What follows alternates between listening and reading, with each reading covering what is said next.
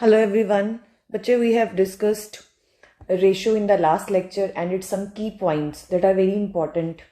Okay. And we have done 2 or 3 questions and first question is done with 3 methods. अगर किसी ने नहीं देखा है तो आप लास्ट लेक्चर में देख सकते हो. Right. Now we will continue with the next question. Question is if m plus n over m plus 3n is equal to 2 over 3. अगर ये 2 over 3 के इक्वल है, हमें रेशियो गिवन है, हमें क्या फाइंड करना है 2n square over 3m square plus 4n. पहले हम इसी को ऐसे लिख लेंगे. Now we will do cross multiplication. So it becomes 3m plus n. एक लाइन में 2 इक्वल के साइन नहीं आएंगे. एम्प्लॉयज का साइन आप डाल सकते हो, इक्वल का साइन नहीं डालोगे. राइट. अब इसको मल्टीप्लाई करिए. 3m से भी होगा, 3n से भी, 2m से भी, 3n से भी. So it becomes 3m plus 3n is equal to 2m plus 3 to the 6n. अब आप m की टर्म्स सेपरेट करेंगे और n की टर्म्स सेपरेट करेंगे. So it becomes 3m minus 2m is equal to 6n minus 3n. This is equal to m is equal to 3n. Right? अब हमारे पास m की वैल्यू 3n आ गई है. हमने क्या करना है, m की वैल्यू 3n इसी में पुट कर देनी है. तो 2n स्क्वायर ऐसे ही रहेगा. 3m की जगह क्या हो जाएगा 3n whole square plus m की जगह हम क्या पुट करेंगे n. मीन्स हमारा सारा जो क्वेश्चन है वो n में चेंज हो गया है. Right. So this is equal to 2n square over 3 3 जा 9, 9 3 जा 27n square plus 3n square. अब न्यूमिरेटर से भी n स्क्वायर कॉमन आ जाएगा और डिनोमिनेटर से भी. ठीक है. 30 यहाँ पे भी हमने कॉमन ले लिया, दोनों कैंसिल हो गए. सो इट बिकम्स, इसको कैंसिल करिए 1 over 15. सो आंसर क्या आ गया 1:15. Okay, this is clear. Now next question is if the ratio between 8 and 11 is the same as ratio 2x minus y to x plus 2y. पहले यहाँ तक देखिए वो क्या कह रहा है 8 over 11 किसके इक्वल है 2x minus y over x plus 2y की इक्वल है. हमें किसकी वैल्यू फाइंड करनी है 7x over 9y. Okay. Now whatever is given हमने लिख लिया है, दोनों इक्वल है. Now we will do cross multiplication. तो क्या आएगा 11 into 2x minus y is equal to 8 into x plus 2y. Okay. 22x minus 11y is equal to 8x plus 16y. x वाली टर्म्स आप एक साइड पे रखिएगा और y वाली दूसरी साइड पे. 22x minus 8x is equal to 16y plus 11y.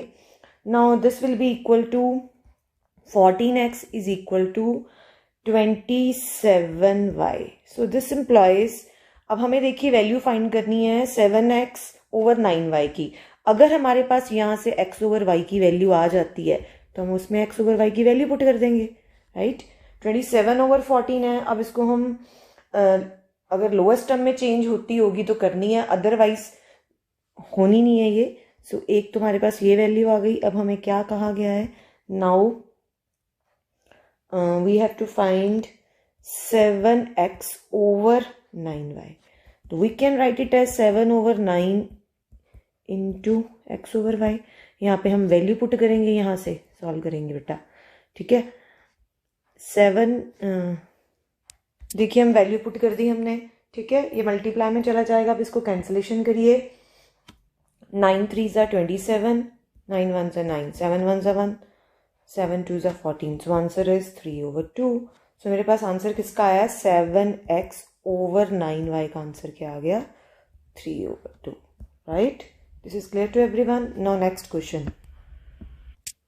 Divide rupees 1290 into A, B and C such that A is 2 over 5 of B and B is to C is 4:3.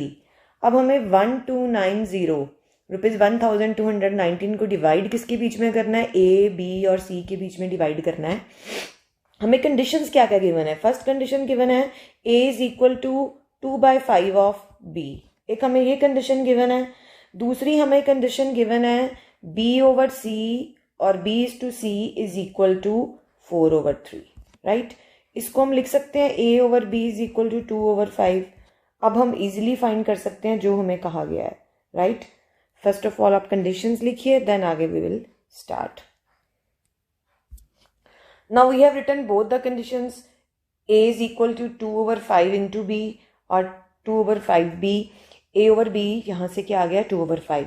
Second condition थी b is to c is equal to 4:3. हमने इसको भी over में लिख लिया है. अब हमें क्या करना है, देखिए दोनों में यहाँ पे b और यहाँ पे b दोनों में कॉमन है. जैसे आप लाइक फ्रैक्शंस में चेंज करते थे हम उसी तरह से करेंगे.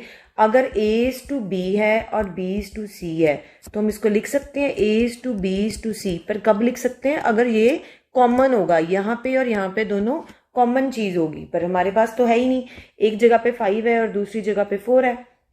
तो पहले हम लाइक फ्रैक्शन की तरह एलसीएम लेके इसको सॉल्व करेंगे. सो कॉमन टर्म का एलसीएम क्या आएगा, 5 4 20, राइट. एलसीएम क्या आ जाएगा, एलसीएम ऑफ बी हम कह सकते हैं 5 into 4, बिकॉज कुछ भी कॉमन नहीं है तो मल्टीप्लाई करके एलसीएम आ गया 20. अब हम इसको सॉल्व करेंगे. a/b है हमारे पास 2/5. अब हमें 20 कहाँ पे बनाना है, डिनोमिनेटर में. 5 को किससे मल्टीप्लाई करें, 4 से. इट मीन्स न्यूमिनेटर भी 4 से मल्टीप्लाई होगा. ये हो गया 8/20. सिमिलरली हमारे पास है b/c. b/c is 4/3.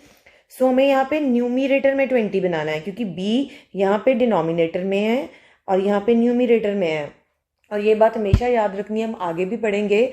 अगर कोई 3 रेशियोज को आपको कंपेयर करना है, फर्स्ट रेशियो की सेकेंड टर्म और जो सेकेंड रेशियो है उसकी फर्स्ट टर्म दोनों इक्वल होनी चाहिए. तो यहाँ पे क्या हो जाएगा, 4 इंटू किससे मल्टीप्लाई करें, 5 से, 20.